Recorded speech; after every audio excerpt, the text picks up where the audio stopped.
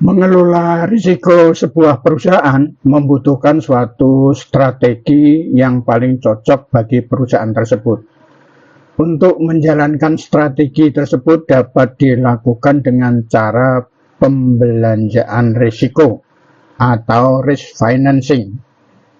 Definisi dari pembelanjaan risiko atau risk financing ini adalah upaya menyediakan sumber dana yang cukup untuk menanggung atau membayar kerugian apabila suatu risiko terjadi. Ini tidak mencegah terjadinya risiko, tapi menyiapkan mekanisme keuangan jika kerugian itu benar-benar terjadi. Tujuan dari pembelanjaan risiko itu ada beberapa hal yang penting. Yang pertama, menjamin kontinuitas operasional organisasi atau perusahaan, mengurangi dampak finansial dari risiko. Yang ketiga, meningkatkan efisiensi keuangan, dan yang keempat, mendukung pengambilan keputusan strategis. Bentuk-bentuk pembelanjaan risiko. Yang pertama, transfer risiko atau risk transfer. Sebagai contoh, asuransi mengalihkan risiko kepada pihak ketiga, yaitu perusahaan asuransi. Kontrak, transfer melalui klausul-klausul kontrak kerjasama atau vendor. Yang kedua, retensi risiko atau risk retention. Retensi aktif, perusahaan secara sadar memutuskan menanggung risiko sendiri, misalnya dengan dana cadangan. Retensi pasif, risiko tidak teridentifikasi dengan baik sehingga tidak ditangani secara khusus.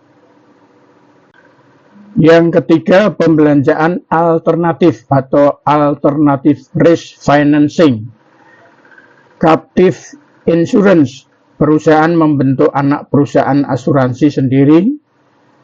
Risk pooling, beberapa organisasi membentuk dana bersama untuk menghadapi risiko. Obligasi risiko atau catastrophe bonds, instrumen keuangan untuk menghadapi risiko bencana besar. Contoh pembelanjaan risiko perusahaan nasional: PT Kereta Api Indonesia Persero. Jenis risikonya: kecelakaan kereta, kerusakan aset, stasiun, rel, kereta, bencana alam, banjir, longsor, risiko ketidakpatuhan, regulasi transportasi. Jadi ada 4 jenis risiko yang ada di PT Kereta Api Indonesia. Strategi pembelanjaan risiko.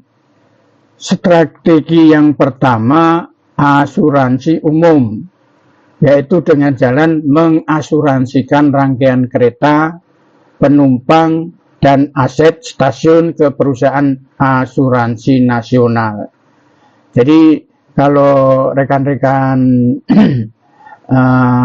semuanya yang sedang mengikuti materi ini, maka kalau ada yang namanya jasa raharja, nah itu termasuk salah satu bentuk strategi daripada pembelanjaan risiko.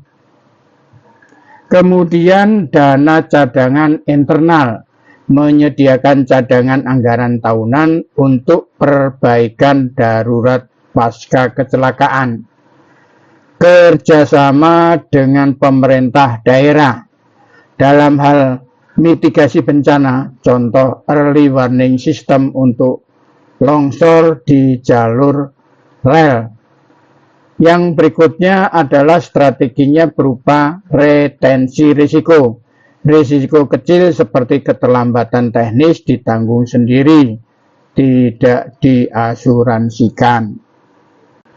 Contoh untuk perusahaan multinasional, saya ambilkan Unilever Indonesia. Jenis risiko yang mungkin terjadi: fluktuasi nilai tukar, gangguan pasokan bahan baku global, perubahan regulasi pemerintah, biaya masuk, cukai, labelisasi produk, dan lain sebagainya. Kemudian jenis risiko lainnya adalah risiko reputasi di media sosial. Yang kelima, gangguan operasional, sebagai contoh adanya banjir, kebakaran pabrik, dan lain sebagainya. Strategi pembelanjaan risiko. Strategi yang digunakan adalah captive insurance, di mana Unilever Global memiliki perusahaan asuransi sendiri atau captive yang melindungi unit-unit regional seperti Indonesia.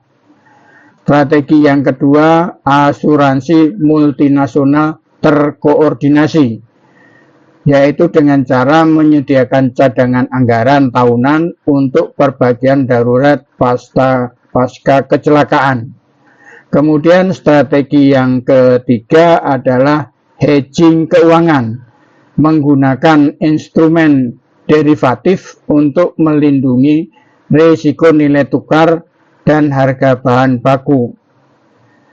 Strategi yang keempat, dana darurat global.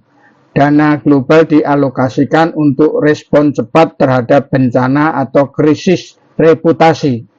Kemudian strategi yang kelima adalah transfer risiko kontraktual, melalui kontrak dengan pemasok dan distributor lokal, risiko tertentu dialihkan ke mitra kerja.